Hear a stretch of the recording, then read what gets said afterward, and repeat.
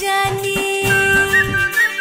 বকুলপুরের রানী ঝলক দিতে জানি এসো ধর হয়ে গো রূপনগরে রানী আমি নাচাই নাচাই নাচাই বকুলপুর নাচাই বকুলপুর আরে নাচাই বকুলপুর।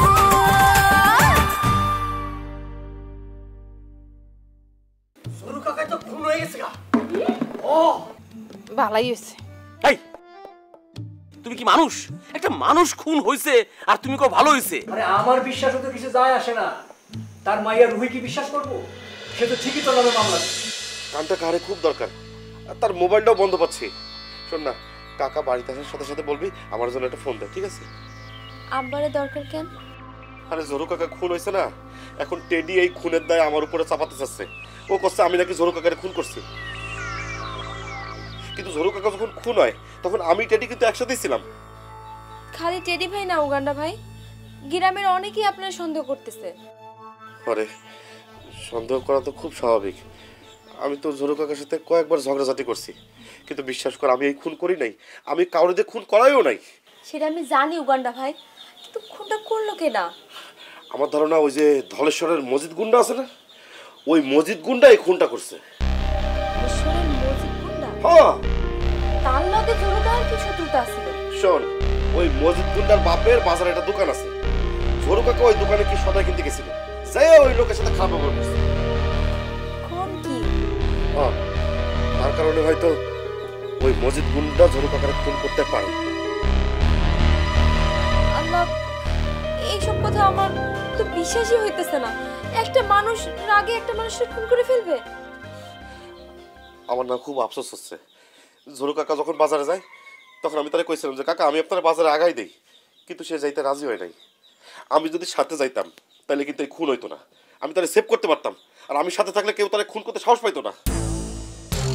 আল্লাহ মনে হয় মানুষটার হায়াত এতটুকুই লিখে রাখছিল, এই জন্যই দুর্গা আপনার সাহায্য নেয় না। পরে এই দুঃখ আমার কোনোদিনও যাবে না। ঝরু কাকা খুন হওয়ার আগে আমার আদর করছিল, মানুষটার কাছে যে মাপ চাবো সেই সুযোগটাও দেবো না। আমি যাই, তুই কাকা আসলে আমার ফোন দিতে কইস মনে করে, ঠিক আছে? আপনি কি আব্বাস জাহানের বাড়িতে যাইতেছেন? না, আমি একটু রসুলপুর যাব। আচ্ছা, সাবধানে থাকেন। ঠিক আছে।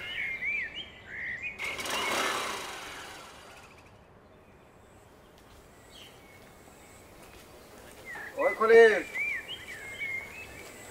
খবর শুনছিস নাকি? বকুলপুরের রাস্তার মধ্যে বলি কে একটা খুন হয়ে পড়ে রয়েছে। জি শুনছি, ঝরু তালুকদার। জরু তালুকদার নামটা তো সঠিক উচ্চারণ করলি, হুনলি কার কাছে? মতিনের কাছে। ও, লোকটা নাকি খুব প্রতিবাদী স্বভাবের। প্রতিভা, ওই যে প্রতিবাদী আমি যাইতে দিব না, হারায় দেবো, ফালায় রাখবো, এই লেগা ওই যে বকুলপুরের গুন্ডা উগান্ডা, আমার তো মনে হইতেছে উগান্ডাই তারা ফালাইয়া দিছে। Very sad. হ্যাঁ হ্যাঁ, ভেরি স্যাড। তো হয়েছে গিয়া যে শোন, তুই তো আমার লেগে কিছুই করলি না, আমি নিজের কাম নিজেই করে ফেলাইছি। আমি গেছিলাম প্রিন্সেস রত্নার বাড়িতে গেছিলাম, তারে গিয়া আমার বাড়িতে সাইডটা ডাইল ভাত খাওয়ানোর দাওয়াত দিয়ে আইছি। এটা নিয়ে আমি কিছু কথা বলতে চাই না। তাইলে তুই বিষয়টা মাইনা লইছস? না নিয়ে উপায় আছে, আপনার সাথে যুদ্ধ করে আমি পারুম। বুঝছস তাইলে? খালি খালি আমার মুখটা নষ্ট হইব। এই যা মুখ নষ্ট হইব কে? আমি খুব বড় মুখ করে গণেশ দ্বারা কইছিলাম রসুলপুরে যাত্রা নিয়ে কোনো ঝামেলা হইব না। আপনিও আমাদের কথা দিয়েছিলেন কোনো ঝামেলা করবেন না, কিন্তু এখন ঠিকই আপনি ঝামেলা করতেছেন। কোথায় ঝামেলা করতেছি? কিসের ঝামেলা করতেছি? আরে যা কিছু হইতেছে তা তো আপোষে হইতেছে। আপনি যেটা করতেছেন সেটা ঠিক হইতেছে। তুই কি করতেছিস? তুই নিজে কি করতেছস? তুই যে মায়াডারে লইয়া, হ্যাঁ, প্রিন্সেস রত্নারে লইয়া ইসিক দানা বিসিক দানা দানের উপর দানা এই যে ঘুরে বেড়াইতেছস, মনে করছস আমি কিছু জানি না দেখি না? তুই মায়াডারে তো বাড়িতে দাওয়াত দিয়ে খাওয়াইতেছস না, তাতে কোনো দোষ হয় না? আমি করলেই দোষ। আপনিও ঘুরতে চাইলে করেন, ঘুরেন, কোনো সমস্যা নাই, কিন্তু আপনি যেটা করতে চাইতেছেন সেটা কিন্তু ঠিক না। ওই তুই কর না, তোরে নিষেধ করছে কেটা? তাহলে তো আমি আপনার লাহান হয়ে গেলাম। আমি তো আপনার লাহান হইতে চাই না। আমার মতো হইতে হইলে, এই মুসলিম সরকার হইতে হইলে ক্ষমতা লাগে, ক্ষমতা। সেইখানটা তোর নাই। শোনেন, আমি জনতার কাতার আছি। জনতার ক্ষমতা সম্পর্কে আপনার তো কোনো ধারণা নাই আছে? দেখছেন না জনতার ভোট না পায়া আব্বাস চেয়ারম্যানের কাছে কেমনে হারছেন? ওই